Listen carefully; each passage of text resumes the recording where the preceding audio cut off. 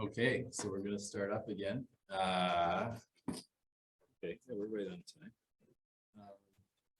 So it's my pleasure to introduce Dr. Soham Rej, who completed his medical school and psychiatry residency at McGill in med school in 2009 and psychiatry residency in 2014, followed by a geriatric psychiatry clinical and research fellowship at the University of Toronto in 2017. He is currently a geriatric psychiatrist at the Jewish General Hospital, Lady Davis Institute, and McGill University since 2017, and an associate professor since 2022. He's also Associate Director, Psychosocial Research Axis at the Jewish General Hospital, and he is also Honorary Full Professor, School of Nursing and Midwifery at the Queen's University, Belfast. As of 2022, he has 140 peer-reviewed publications. His FRSQ Chercheur Boursier Clinicien Junior 2, and receives peer-reviewed research funding from CIHR, FRSQ, the JGH Foundation, and other charitable, corporate, and governmental funding sources. He's mentored more than 90 graduate students, postdoctoral fellows, psychiatry residents, and other trainees in research. So it's extremely impressive, like a bolt of lightning. That's kind of that's amazing productivity in such a short amount of time. In June 2025, he'll proceed to the next step of his life as a renunciate or full-time meditator, likely in India. He goes to this next phase, knowing the research and clinical work are in amazing hands and beautiful moments spent with awesome colleagues. And yeah, it's been a total pleasure for us to have Soham here. He's been a tremendous colleague, very generous with his time, and we'll greatly miss Soham, but wish him all the best. But we're happy we have you for a couple more years, and happy to hear you talk today. So welcome.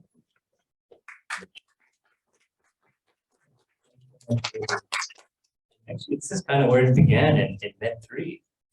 I think this, along with the library, was the reason I did psychiatry. Yeah. Yeah. So, although the title of today's talk is mindfulness-based intervention, it's funny. A few months ago, we actually Jonas and I and Michael as well. We did this study a few months ago. That was kind of. I think it's quite relevant to the topic of compassion. So I had already sent in my objectives and everything. So I thought I would at least give something about the mindfulness-based interventions for older adults, but I'll kind of skim through that stuff.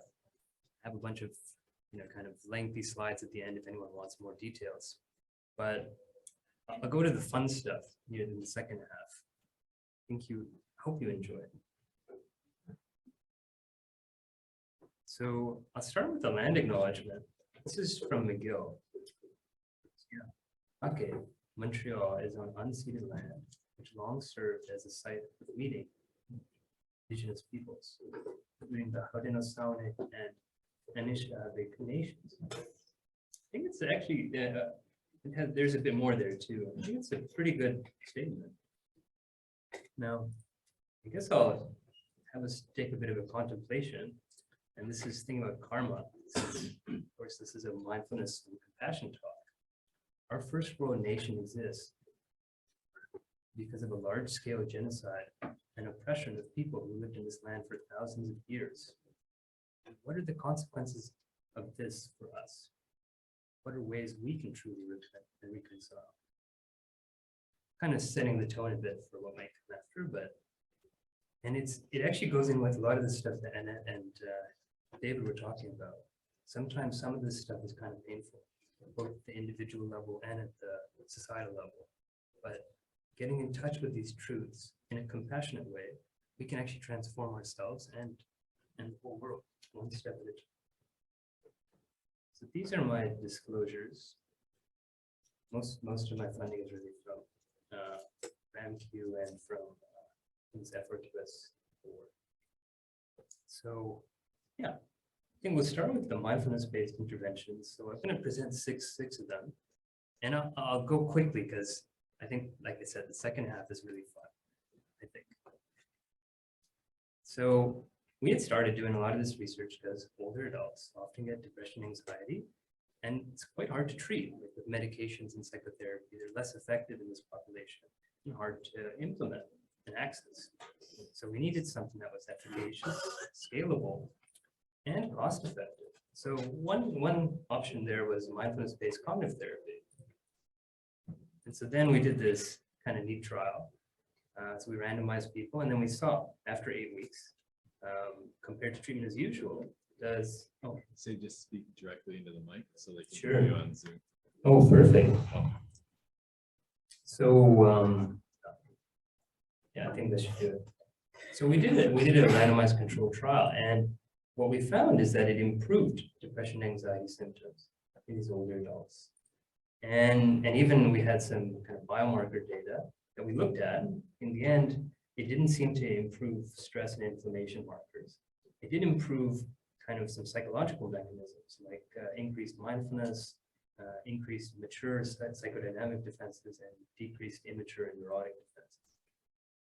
We also did similar work in dialysis patients. Actually, I think I see Zoe. Now, I have to say, I have a lot to thank Zoe for pretty much my career. I think in 2016, actually, it's true. We were in an early phase. We didn't have any grants, but she was actually one of the key interventionists, and she wrote up these papers. And after that, we had the next year or two, we had $1 million worth of grants, and a lot of it is thanks to Zoe. So huge thank you. Also thanks to Neely, who in later years also gave these interventions. And so dialysis patients often had depression, anxiety, and even more so than other older adults. The treatments were less efficacious, and access to psychotherapy was tough. So we did 2 clinical trials. The first one was compared to treatment as usual. We did a 3 times a week, 15-minute intervention at the chair side. People found it feasible, enjoyable. People who had like a PHQ-9 of 10, so some baseline mild depression symptoms, had improvements in their depression. Then we kind of took it up a small notch. We did a 2 times per week intervention, a bit longer, 20 minutes, with soundproof headphones so that it'd be easier to hear, but also you could have 2 to 6 people participate at one time. We were also suggested to practice daily.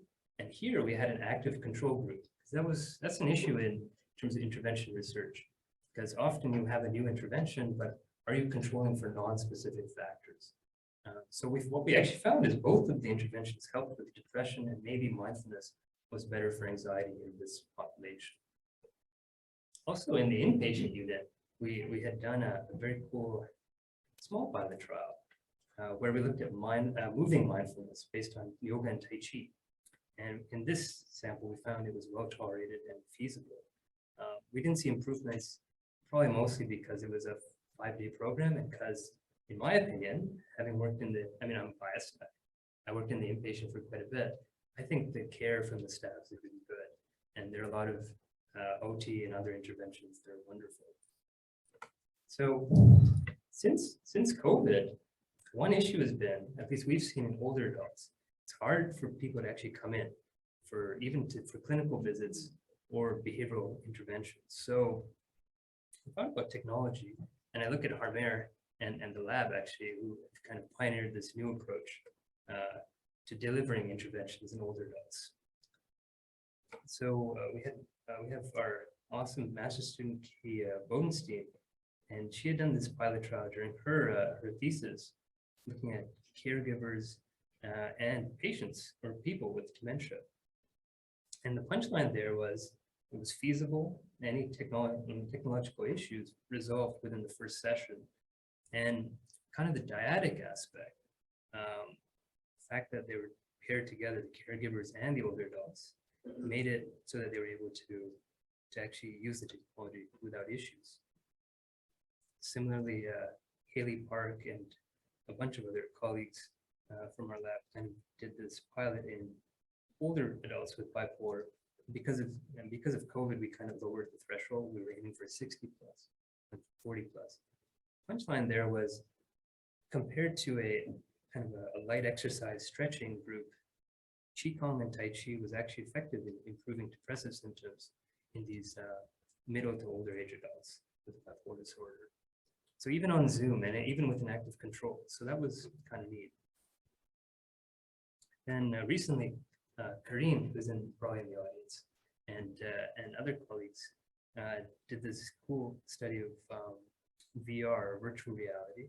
And the idea was that VR could help beginners who are trying to learn mindfulness kind of get immersed into like peaceful environments, you know, have a soothing voice kind of guide them on how to do meditation. And what we found, at least to date, is that VR is feasible, well tolerated. I thought I'd mention two landmark studies, recent, huge studies with Eric Lenze and Antoine Lutz.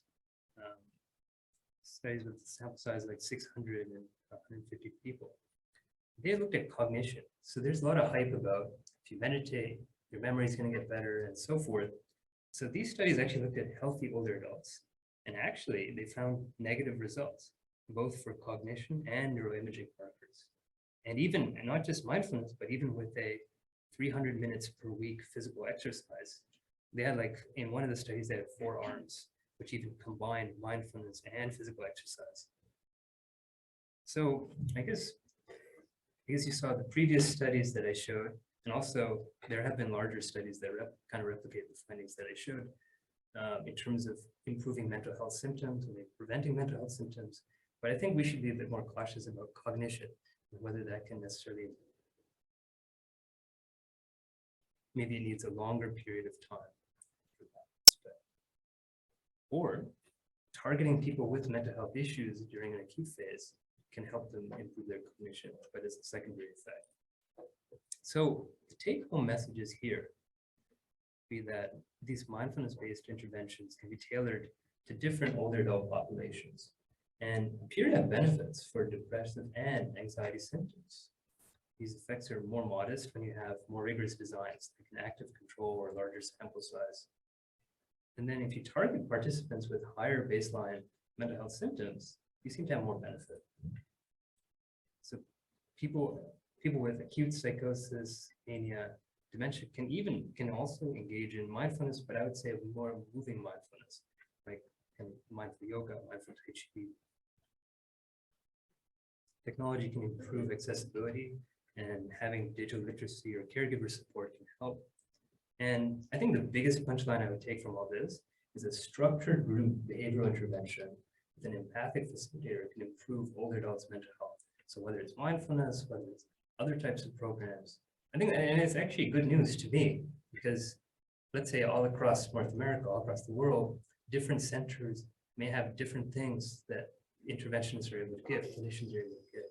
I think if you have a structured program, kind-hearted person, then they can help. So now I'm going to switch gears a bit. We did this study of expert meditators in Thailand, and I mean, and I'm going to share with you some of the qualitative themes that came up. Now, mind you, with a big disclosure, I'm not a qualitative researcher, but I did do the interviews, and there were some themes that came up. So that's as far as I go there. So acknowledgements and big thank you to these 3 folks who are kind of on the photos there, Ms. Wangwo Dixie, Mr. Richard Dixie, and Mr. Sisa Koshaparan. Really amazing people, and without them, this project couldn't have been done. And also thank you to Jonas and Michael who are in the audience. Yeah. So the study was, I mean, I'll let Jonas in the future slide talk about the EEG and the very cool neurobiology study using computational techniques. But I'll focus more on the qualitative stuff. But essentially the study's idea was understand more about neurobiology, we understand more about phenomenology, what's going on when these expert meditators meditate. And so we had a translator, and actually it was me and Neethi who did the interviews. And we interviewed 29 of these expert meditators from the Theravada Buddhist tradition. And practices varied. 40 official objects of meditation in this tradition, including breath awareness, one-pointed body awareness, body scanning, loving kindness, and absorption states. Now, duration varied. So some people meditated 30 minutes a day, some people 2 to 5 hours a day. Some people are just doing their daily lives, but continuously aware. Some people had lots of experience, years, even sometimes decades of experience. And basically people had some basic qualities of awareness and equanimity. And I think that was one of the common themes, that people would have this quality regardless of the practice, learning how to be aware of what's going on right now, and how to accept what's going on. Kind of like, this too shall pass. Whenever we experience at any given moment, we're aware that it's going to go away. And what was neat is there was actually a moral ethical framework, which was very different from how we practice mindfulness in the West. So it was kind of embedded, and often this context and this ethical framework preceded the meditation practice by years. There's tremendous generosity. Now, you see in that picture, there's this whole group of people. Most of these people are lay practitioners who actually supported this meditation project on volunteer basis. They were just amazing. Like, you have these 20 people who are like providing food to the monks and kind of reassuring people, getting everything ready, helping us with logistics. It was it's phenomenal. And I think in general, that's what I experienced in Thailand, particularly within these meditative communities. There's also a social cohesion, supportive families, communities really supporting each other. And the 5 precepts were practiced. So it's otherwise known as Shila, or morality. So no stealing, no lying, no killing, no intoxicants, no sexual misconduct. Pretty similar to the 10 Commandments. And then you have devotional practices like chanting scriptures, paying respects to the Buddha, and making offerings to monks. So you might ask, okay, why is Soham making such a big deal about ethics? He's being boring now. But, well, let's find out. So when people sit to meditate, they're confronted with their previous actions, future desires, unresolved baggage. And basically, following an ethical code is helping you to learn how to do less harm to others and less harm to yourself. And that will help you meditate and reflect and go deeper and grow as a person. And so, as an example of this, I was at an Asian airport and I saw a lady falling down off an escalator.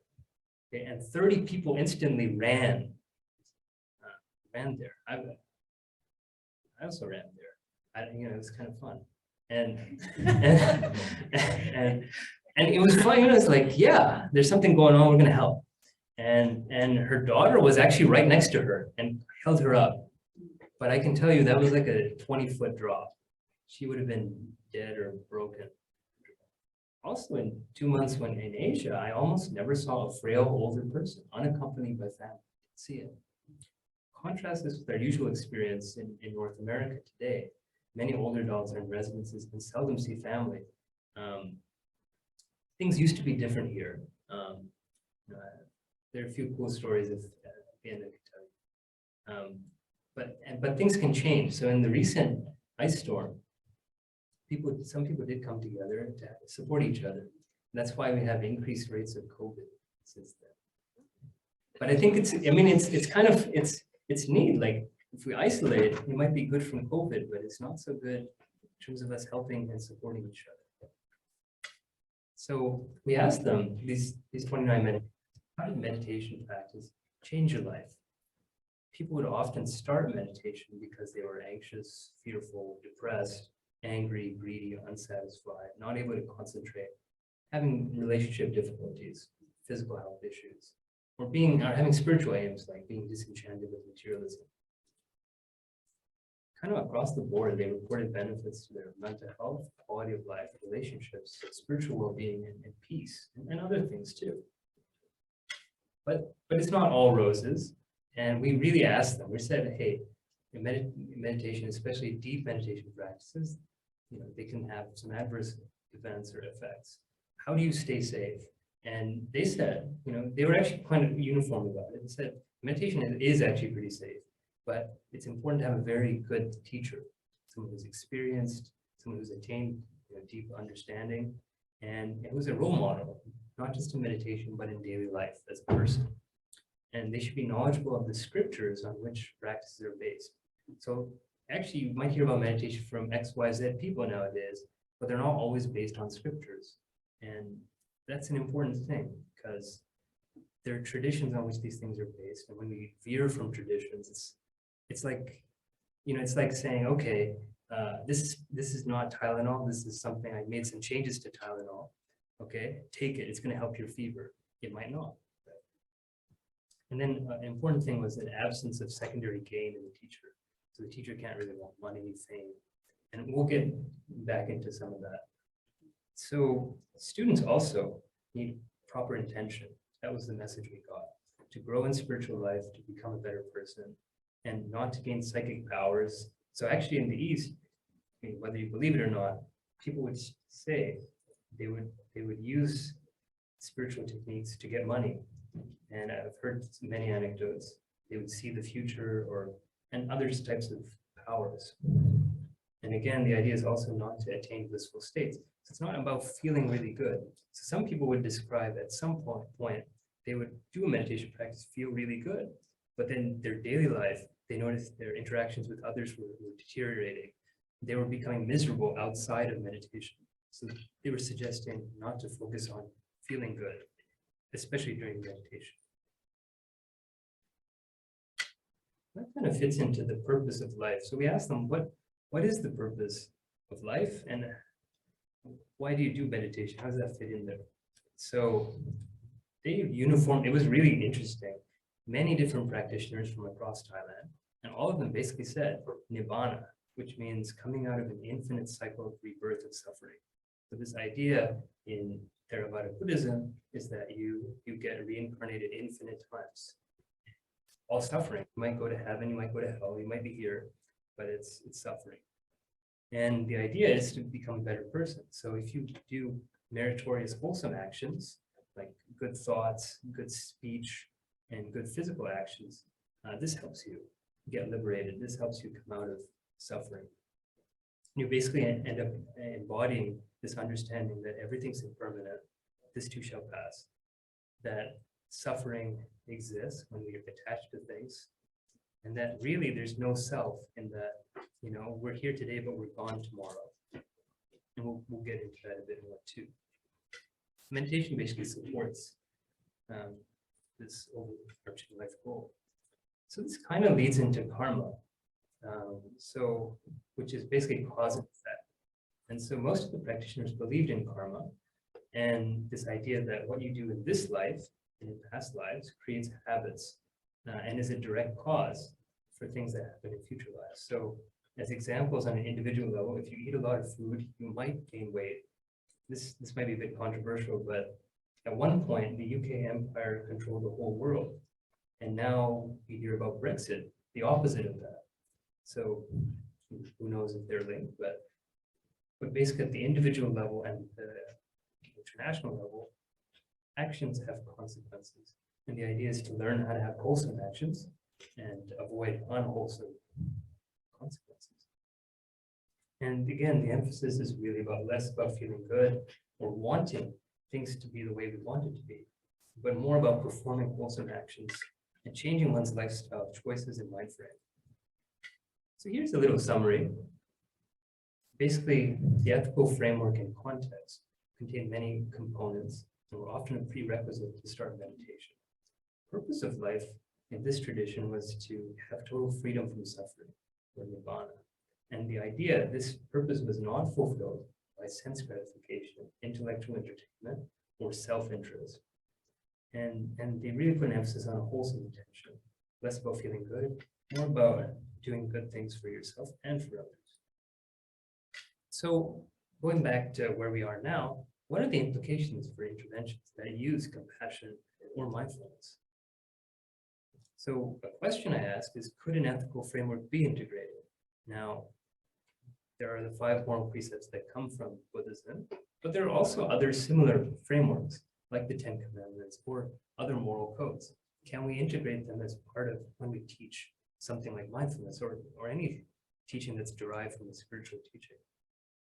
Again, the emphasis on not just feeling good, but becoming a better person, and this idea that morality helps you meditate, which in turn helps a person become a better person. And then in terms of compassion, I wonder, and these are some ideas I just thought of, you know, if you're doing a group intervention, you could use those sessions to learn how to be compassionate in your communication, go into those difficult conversations about yourself, about others, but in a peaceful way, and transform relationships. So people could have homework exercises where they actually apply compassion, both for themselves, but also for others in daily life. This might be a bit of a controversial slide. If it hurts you, you could just close your eyes and ears and say, Soham's nuts. So money, where does money fit in all this?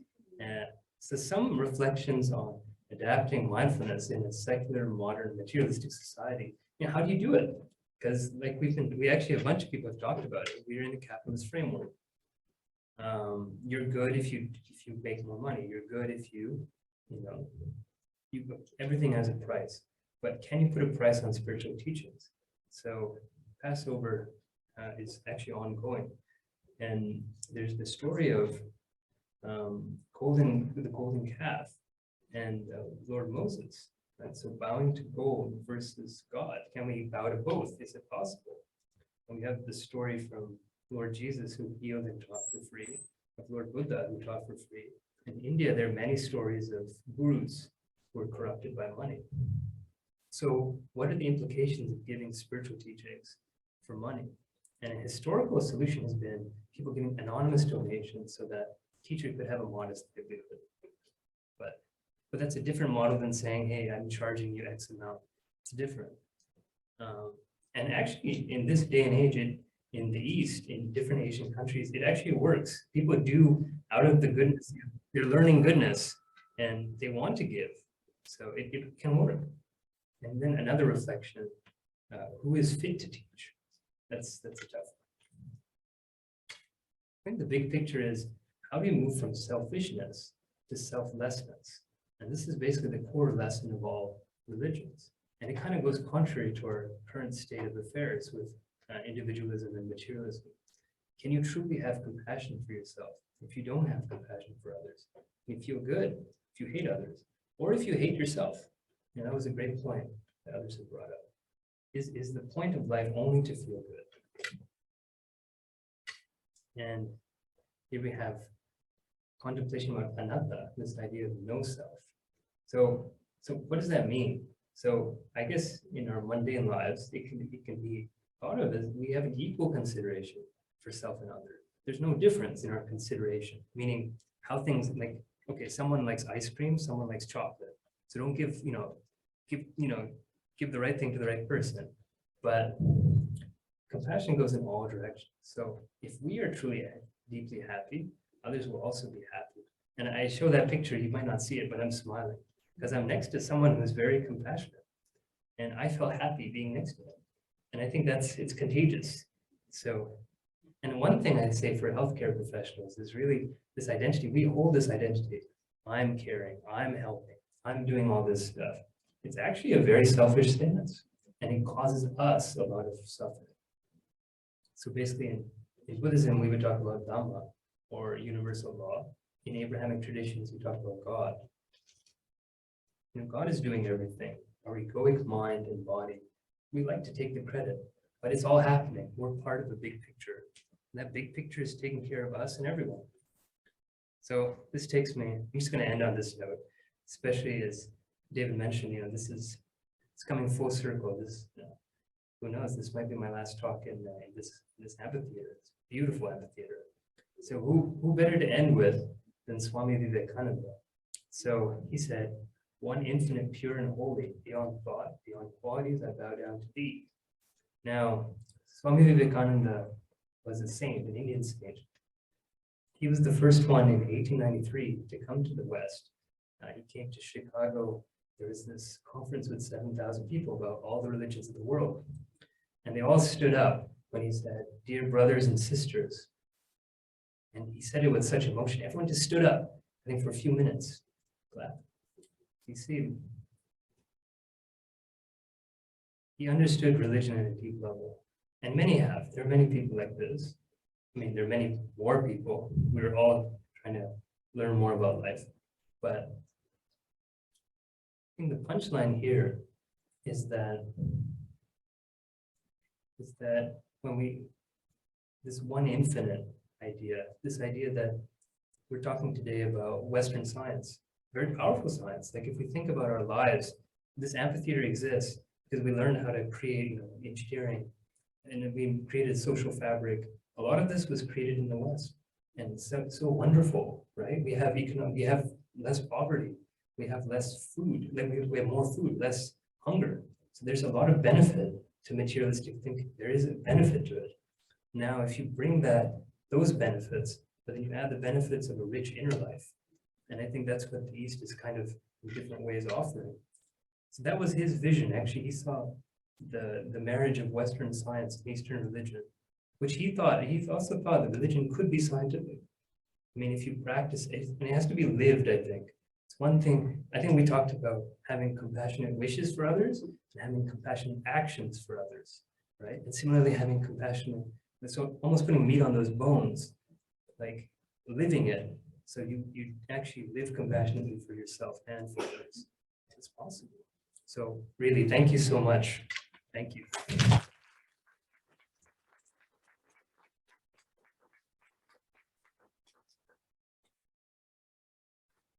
you very much, Dr. Rej, for a very interesting, stimulating talk. Does anybody have questions?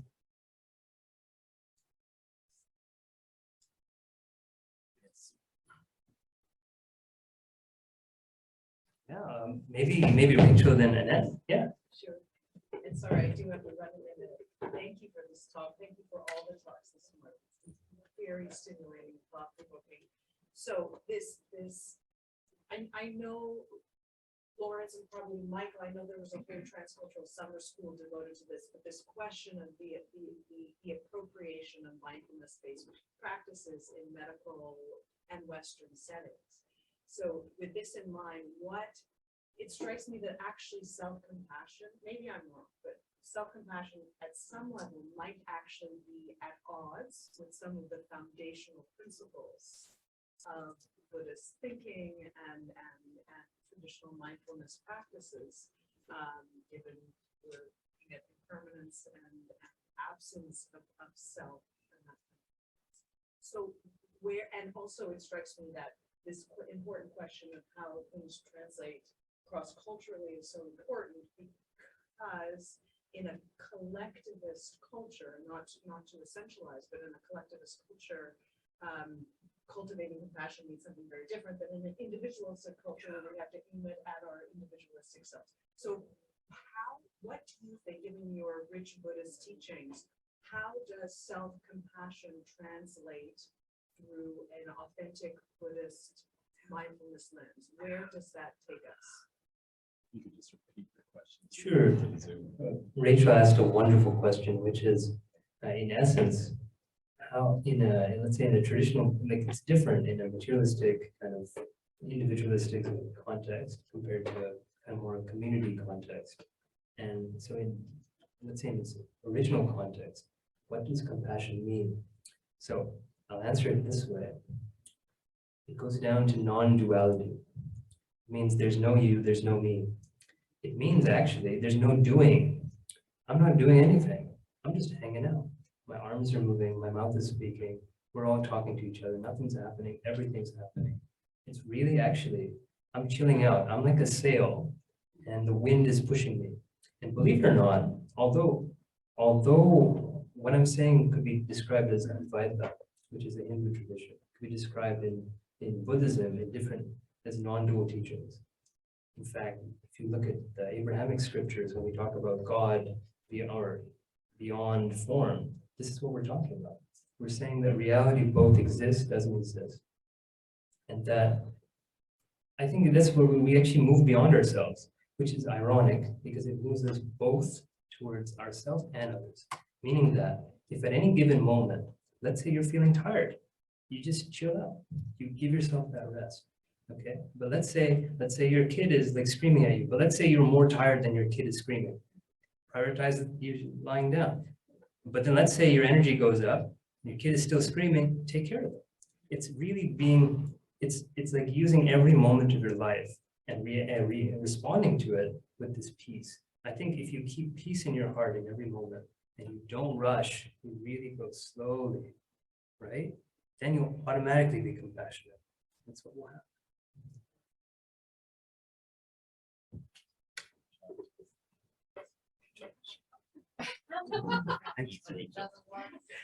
Maybe Annett and then Dr. Bond. Yeah. I was wondering the interventions that you used with the dialysis patients. Can I download it somewhere and use it with my patients? Yeah, I think so. I could actually, yeah. We have the slides and we could even tell you more about Thank it. you. Certainly. Very interesting. I love your talk. So many thoughts. Thank you. Talk for hours. Yeah, please, maybe Dr. Bond and then, yes. So this, thank you very much. I'm feeling, I just need some of this now after the ice storm. If you could take through meditation, I'd love it. But as you know, I'm a family therapist. So can we talk about when you have more than one person in the room? And of course, we can talk about young children, but with couples as well, where just these small, very often doesn't cut it for these high intensive conflict couples where, you know, I'm doing all the work, I'm over functioning, I'm doing the laundry. So can you talk a little bit about how we might think of applying this? Couples? In And family? families. It's funny. I've had a few couples and families. Okay. And I'll give 3 examples. One is I had 2 neighbors that were about to kill each other in front of me. They were yelling, screaming. And then me and my wife got out and we said, hey, let's calm down. You guys are good people. You're awesome. You're trying your best. This person make a lot of noise. This person can't tolerate noise, but you guys are really trying. Let's be kind to each other. Let's, you know, everything's gonna be okay. Let's hear what she has to say. And they just calm down. And I think that as the therapist, we actually, this is the hard part, I think, for us. We need to practice what we preach, and then they'll follow. But I think there's 2 other concrete ways. Sometimes I've had families that are really intense and they can't meditate. So let's do 1 minute or even half a minute, just breathing in, just aware of the breath. And it's funny, I've had patients who are just very, very anxious, can't stop, or different psychopathologies. They actually start smiling because for one moment they're actually with their body. So I mean, if you have somebody who can't regulate their emotions, just getting the body involved too can help. The third instance, I had this couple where the husband was he was having some marital affairs. The wife doesn't know about it, and having a lot on his plate. A lot of it was related to these expectations from his family that now he's going to have a baby. He's going to be a provider. He has to make $150,000 per year. These are these expectations of the family. And he just wants to be a musician. He just wants to work part-time. I said, look, what does your wife think? She's kind of on board. Okay, so what does it take? So then when we saw each other, we saw the family, I said, look, he's gone through depression. But now he's feeling a bit better because he feels like, hey, I can have freedom. And it says, let's find a middle ground. Okay, he loves the baby, but guess what? He's not going to, maybe he's going to work 1 or 2 days a week. What do you think? I'm okay with it. I said, well, does that mean you're going to have a smaller house? Does it mean you're going to have less kids? Then forced her to think about these things and talk about this stuff. But it's not even, I think the golden nugget here is if we come in peaceful, we can always bring in these brief practices and we can just, kind of tell people, look, we expect way too much out of ourselves. We expect way too much out of each other. Let's give some space. Let's listen to each other. Let's have dialogue. But it is hard. With families, it is hard. Yeah. Can you give us?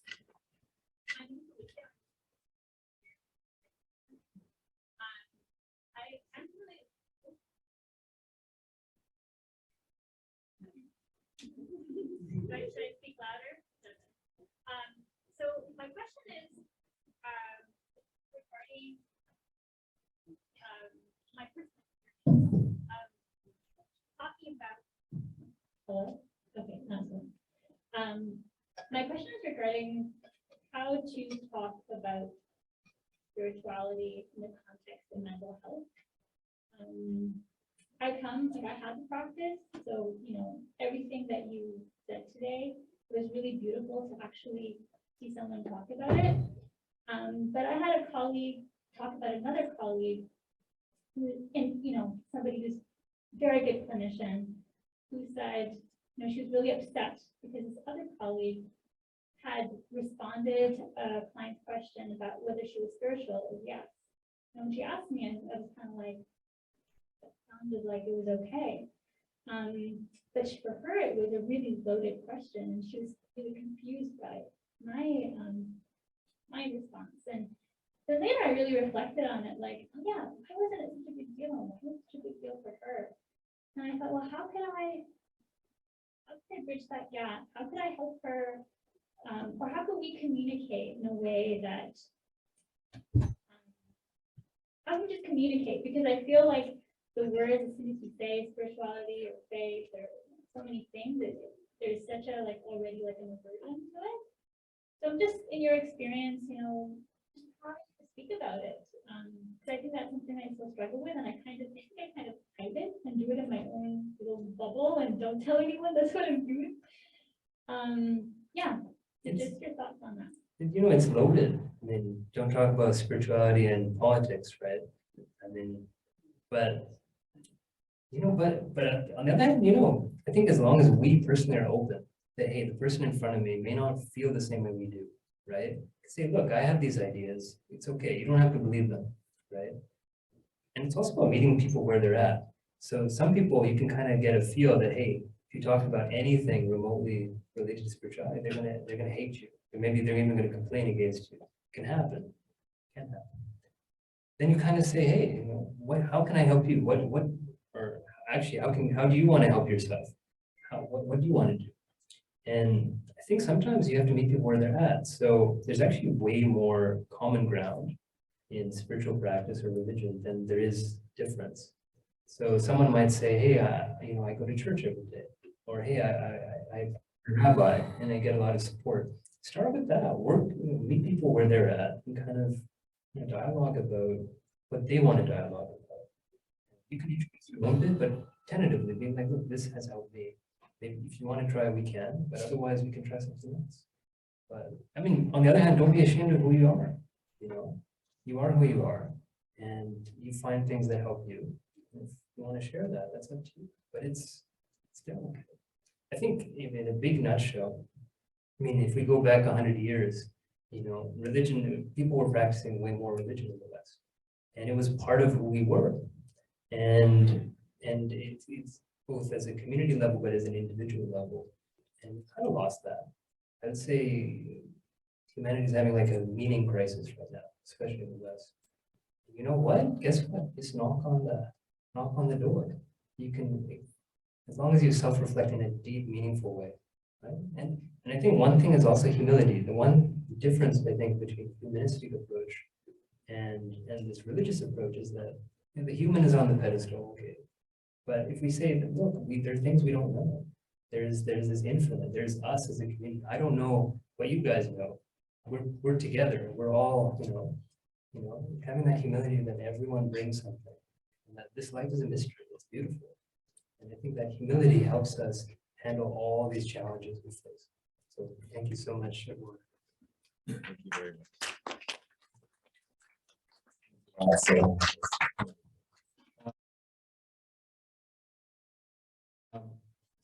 Yeah, and if there are questions in the chat, well, we can come back to them. We're gonna have our discussant now, and yeah, we'll keep an eye on those chat questions, and then we'll have a general panel, so there'll be more opportunities to get to this questions.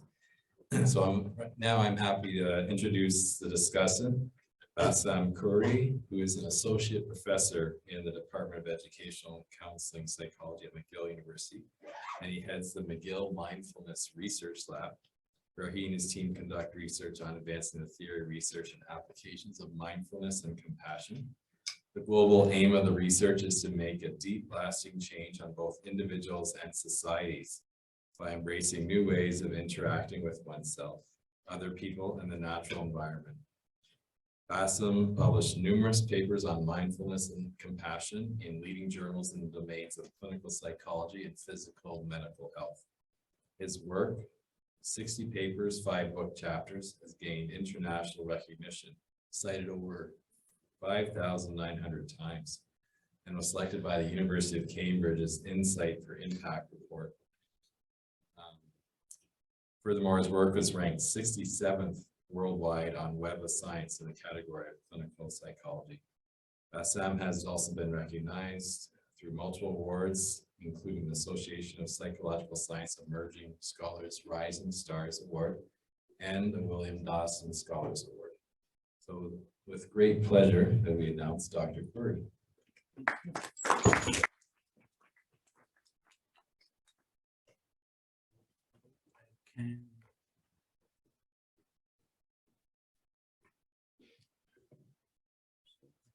Maybe you can.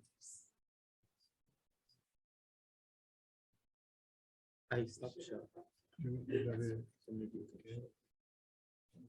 It's just a.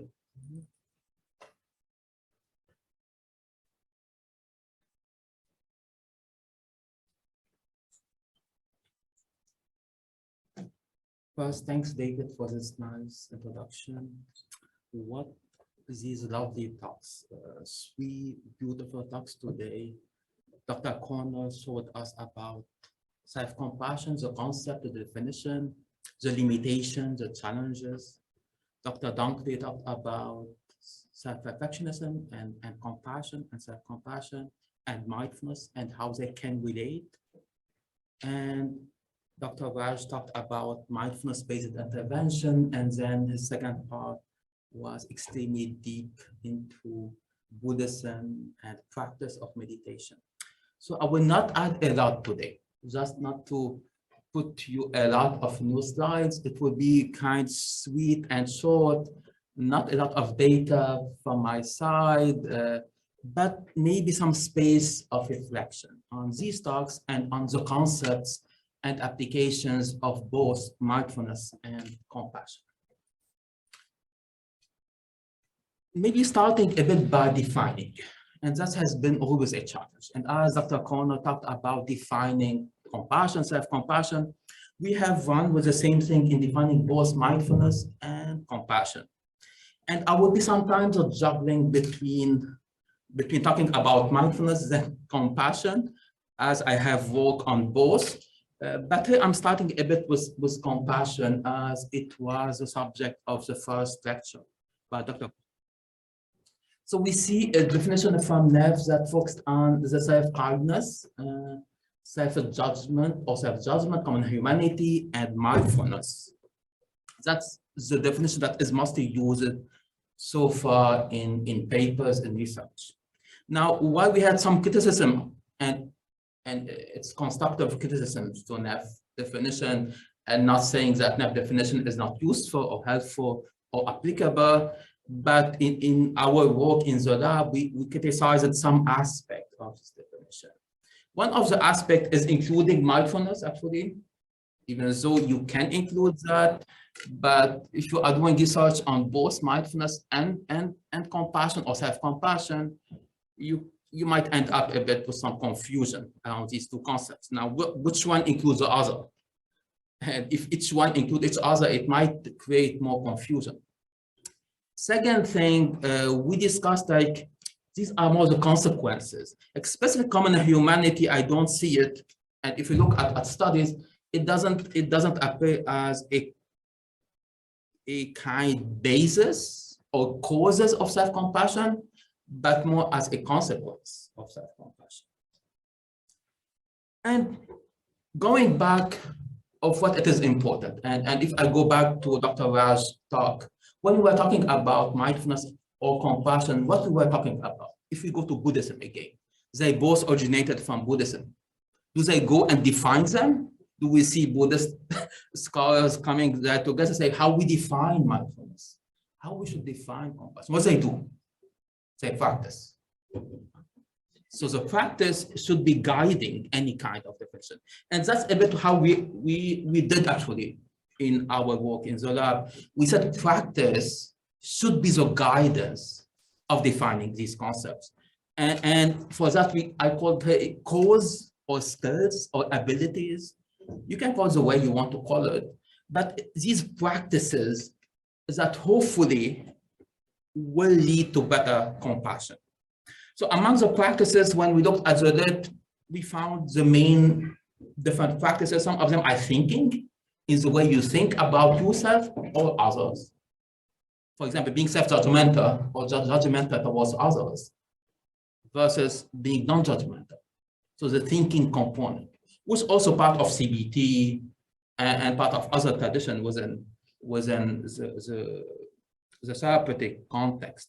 There's a feeling aspect, which is a bit more complex for people to catch as a feeling.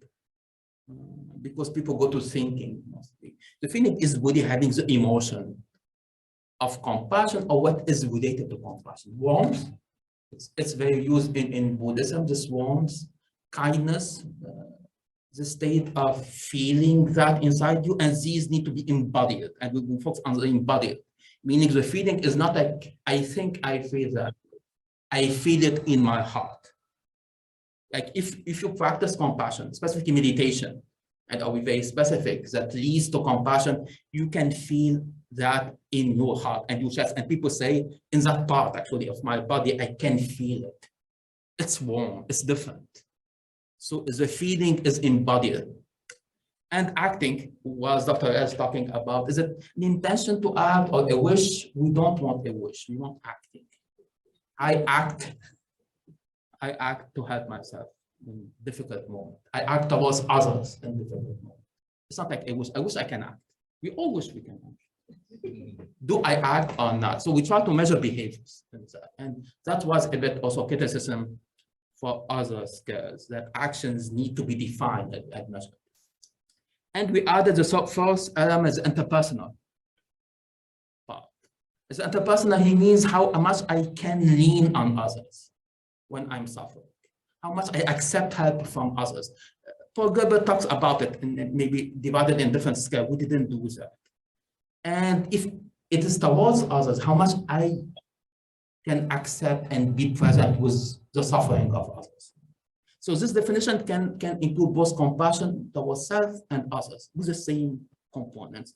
And we have our paper has been under review. We had comments and we submitted it to the Journal of Clinical Psychology. Hopefully soon these scales will be available to be used. Hopefully within the next couple of months. Okay.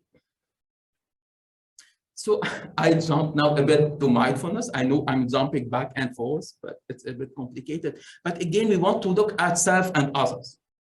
And I want to include that a bit today. Dr. Rej was mentioning a bit that, and it's important that we don't think about compassion only for me or mindfulness only for me. Others are important. Now we looked in terms of research, and I will try just to simplify it, not going into all the details, how my mindfulness or compassion. We talk more about mindfulness in this model, but it can be easier. How it can impact someone else. If I'm mindful, I practice meditation, or compassionate, I practice also compassionate meditation or others, how it can impact this other person who is interacting with me. Can be my son, can be my patient, can be my student. How can impact this person? What we have seen, and there are many studies showing that the other person is impacted. The mechanism we saw that is most relevant is what we call social emotional regulation. What that means, the other person, as Dr. Rej was saying, sitting beside me, I was smiling because he's very compassionate. So if you are a parent who is very mindful and compassionate, the child will feel it and will regulate their emotions via you. Actually, what we do in therapy, a patient who is with a very good therapist, I would say a good enough therapist, maybe, let's reduce it to good enough, would be able to self-regulate via the therapist. And there are evidence that the brain would be taking a break, actually. It's less demanding, more economic to regulate via someone else. than self-regulate. Self-regulation is demanding, it's not economic, it's not free. So if I'm with someone who is highly regulated, highly compassionate, like the Dalai Lama or these big teachers, most likely I don't need to regulate at all. I can use them indirectly to self-regulate. And that's how children actually learn to self-regulate. So that's a bit to understand that mindfulness and compassion go beyond the self to others, and that's extremely important. The model underneath, we are working on it, and we submitted a paper on it because we defined it both interpersonal and interpersonal mindfulness. So we have, and I will not go in details because it will take so an hour. We defined it both meaning inside my mindfulness, which is as other mindfulness scale, and the interpersonal mindfulness. And the study showed that both will lead to well-being. Both help in augmenting well-being, but how? Both go to emotional regulation. Emotional regulation being this main mechanisms that seems both go towards, and emotional regulation is related to both psychological symptoms and social connectedness. And both psychological symptoms and social connectedness relate to well-being. And we see that interpersonal mindfulness is more related to psychological symptoms than social connectedness. Vice versa, interpersonal mindfulness more is related to social connectedness versus psychological symptoms. So this is a nice model. We call it the mindful path to well-being, and it's submitted to Journal of Counseling Psychology. Under review. We want to duplicate the same model for compassion. We think if we put her compassion towards others and self-compassion here, we might find something that is empathy, but we don't know. We didn't do it yet. It's under the preparation. Okay. A bit again to give some of the summary from my colleagues. We have seen that mindfulness and compassion, they have many clinical applications. And when I say clinical application, doesn't mean they don't have limitations, but they have been done, and we have done in the lab tons of these reviews and meta-analysis, and we find effects on multiple population, multiple conditions, multiple settings. For example, we have seen a lot of effect in terms of clinical population, anxiety, depression, bipolar. I've seen studies from Dr. Raj, psychosis. There are plenty of studies showing effect, non-clinical, student, perfectionist, healthcare workers. In terms of interventions, we have seen what we call mindfulness and or compassion-based interventions. Most of the times I call them MBIs. There is what we call mindful and movement. Soham talked about that it can be yoga, tai chi, qigong. The setting we have seen in person, that was the most common before COVID. After COVID, we have seen more online. Then we have now some studies, and Soham has, and we have in the lab some studies with VR and nature.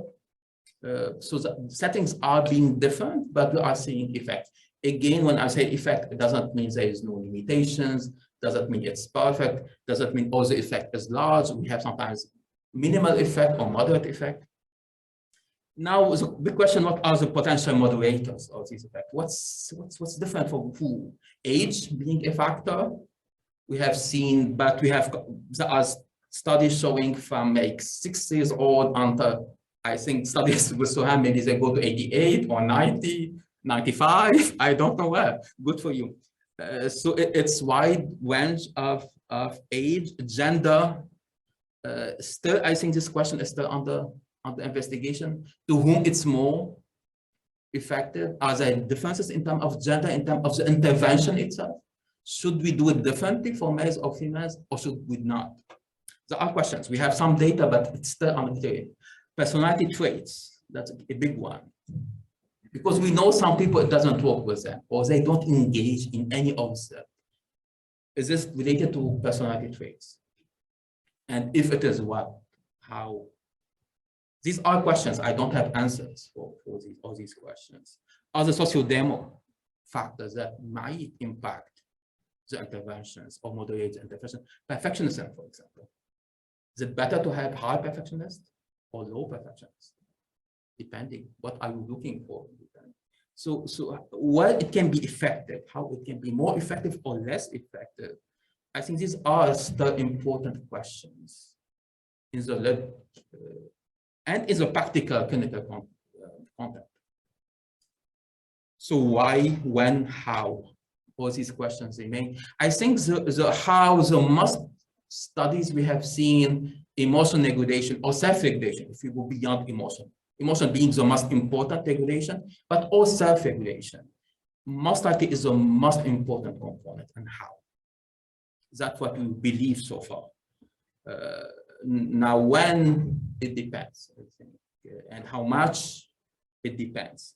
Strategies, I think Dr. Koerner talked about attending the pain. This is important. I mean, there are many strategies, but as I heard her talking about this, and I was happy that I put it also in my slide, attending the pain is important. So you cannot talk about mindfulness or compassion, and somebody is talking about their pain and say, okay, you know, don't worry about that, let's do some mindfulness. So that would be extremely not mindful and not kind. So not mindful and not compassionate in one shot. So attending the pain, how we attend pain? With kindness, with a presence, with openness, containing. And I mean, psychodynamics, they use a lot of this word containment as a container. But it is meditation contain also, that's the same thing. When we meditate, we contain our pain, others' pain, we contain that. So the containment of pain is a cornerstone in these practices. Now, what about the context? And we talked a lot about mindfulness and compassion or self-compassion. What about the context? How we can change the context? And I think Soham was talking a bit about that. We see sometimes, I mean, I had parents who do horrible things sometimes. I remember one of my patients who used to self-harm, and she cut herself, and her mom, as a response, will beat her with a bat. So that's how we can now talk about self-compassion. If the child have learned that when they self-harm, which normally is very painful, no kid will self-harm if they are doing well. And the mother's response was to beat her with a bat. So these are contexts where we need to, there is a work on the context, meaning who are these other people. Society, we can see this girl being shamed. I don't know why, but that's a picture depicted. She can be shamed for anything, because this is something that people used to do. Having too much, as Dr. Dunkley was saying, having too much work as a nurse, being burned, and sometimes not attending to that pain, and maybe the doctor will be dismissing that pain, or other people are dismissing that pain. So all these contexts make people harder to understand or even to accept the idea of self-compassion. I had patients, when I was talking about that self-compassion, they can react in an angry way. Not just, not becoming angry at me. What are you saying? Doesn't exist. This doesn't exist. So we can understand that if you have been raised in that way, it's not that easy to access the idea even. The idea seems strange or even bad. Even they hate the idea. To that level. So that's extremely difficult. So we have to take into consideration the context.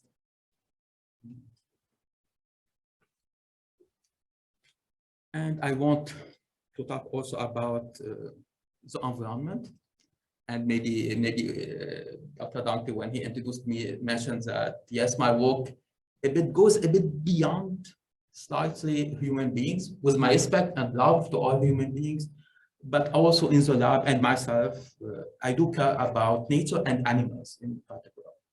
So I would invite you also to think about how much animals have endured for us, for our pleasure, how much they have endured of pain, and should they continue to endure that pain?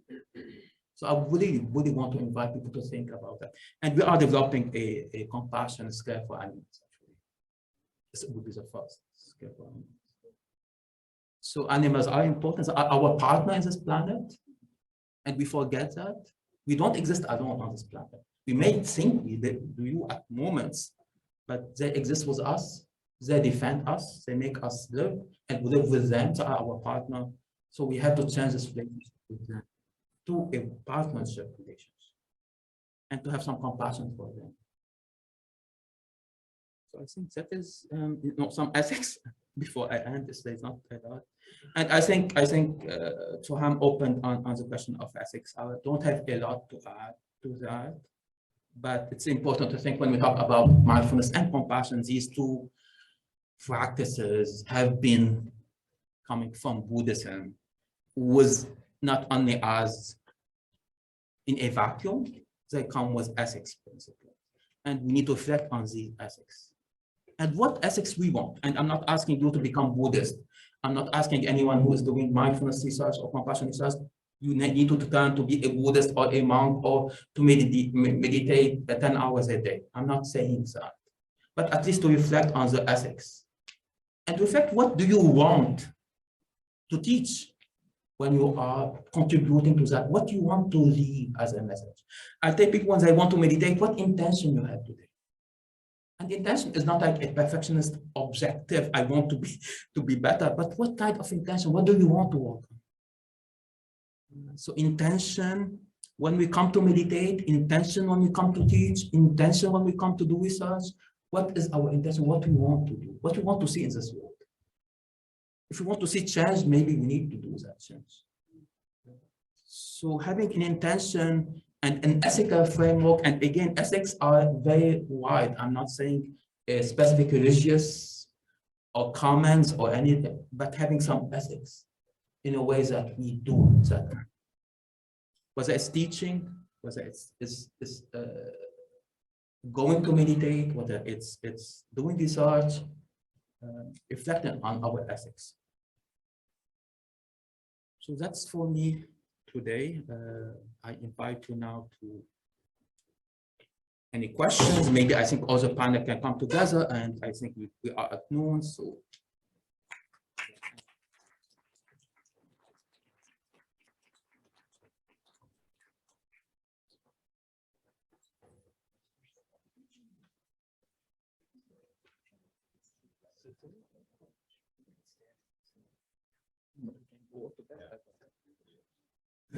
Yeah, why don't we go all together, because it's it's 12 o'clock, so yeah, we're good. Fine. So yeah, so you can sit, you can sit at the front and so, let's see.